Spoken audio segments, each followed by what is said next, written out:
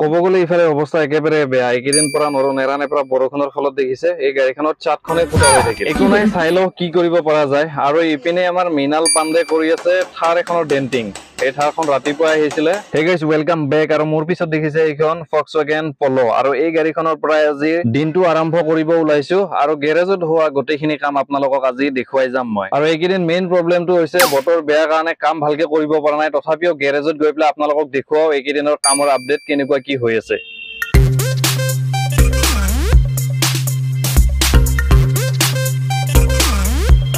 okay কামৰ ভিতৰত আমাৰ সবচে মেজৰ কাম হ'ব গৈ আছে এইখন 2012 মডেলৰ বলেৰত এই বলেৰখনত বহুত মেজৰ কাম আছে ফেন্টাৰ বাম্পাৰ বহুত কিবা কিবি ডেন্টিংৰ কাম আছে পেইন্ট জব হ'ব চলো এইটো বহুত দীঘলীয়া প্ৰসেস তেতিয়ালৈকে মই আপোনালোকক দেখুৱাও ভিডিওটোৰ আৰম্ভণিতে যিখন আপোনালোকক পলো মই দেখুৱাইছিলো ফক্সৱাগেন পলো সেই গাড়ীখনৰ একচুয়ালি চাটখন কিয় ফাটিল মেইন পইণ্টটো হৈছে এই গাড়ীখনৰ কেইদিনমান আগতে পেইন্ট জব হৈছিলে আৰু যেতিয়া পেইন্ট জব কৰিছিলে যোন পেইন্টাৰে কৰিছিলে মানে কামখিনি একেবাৰে থাৰ্ড ক্লাছ কাম কৰিছে কেনেকুৱা হৈছে মানে ভালকে চাটখনৰ ওপৰত পটিন লগোৱাই নাই আৰু এনেকৈ কাস্টমাৰৰ গাড়ীখন গুটাই প্লাই দি দিছে ডেলিভাৰী কৰিছে আৰু আজি কিছুদিন যোৱাৰ পিছতে দেখিলে পটিন ফাটি প্লাই হাতত আহিছে কাৰণ ইয়াৰে মানে পটিনৰ তলত যিবিলাক বডি ৰাষ্ট হয় মানে মামৰ যিবিলাক হয় মামৰ বিলাকে কি কৰিছে তলৰ পৰা মানে গোটেই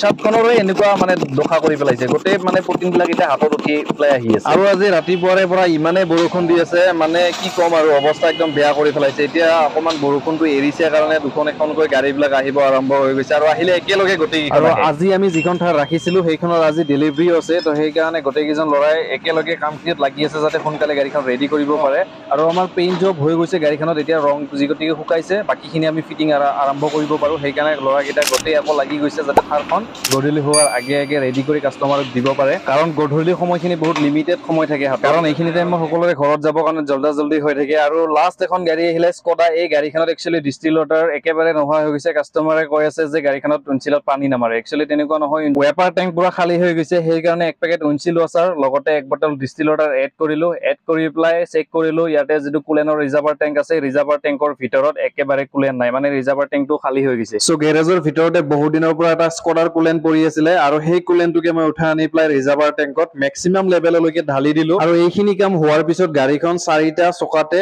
নাইট্ৰজেন ফুল ফিলিং কৰিব দিলো কাৰণ কোনবাটো চকাত টায়াৰ প্ৰেছাৰটো কম হৈ আছিল নাইট্ৰজেন ফিলিং হোৱাৰ পিছত আজি দিনটোৰ শেষৰখন গাড়ী হ'ব গৈছে এইখনৰ পিছত আৰু আমাৰ কৰিব লগা গাড়ী নাই আজিৰ দিনটোত গেৰেজত হোৱা কেইটামান কাম মই আপোনালোকক আজি দেখুৱালো ভিডিওটো শেষলৈকে চাই কেনেকুৱা পালে আপোনালোকে কমেন্টত জনাব কাৰণে নাপাহৰিব আজিৰ কাৰণে মই বিদায় লৈছো লগ পাম এটা ভাল ভিডিওৰ সৈতে তেতিয়ালৈকে বাই